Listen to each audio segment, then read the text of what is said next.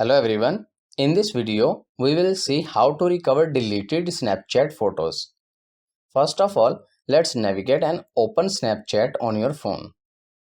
Once you are in, from the top left corner, tap on your profile icon to open your profile page. Next, from the top right side, tap on the gear icon to open settings.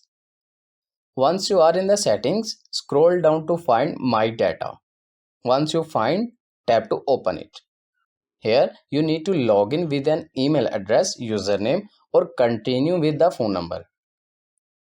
Enter your password to complete the login process. Next, you need to toggle on and check mark the data that you want to recover and uncheck all other unnecessary details. Once you are done, tap on Next. Select the date range to export data and tap on Submit to proceed. It will start to prepare your data and it may take a few moments to complete the process. Once it is completed, download it and you will find your deleted photos. And that's it. This is how you can recover deleted Snapchat photos.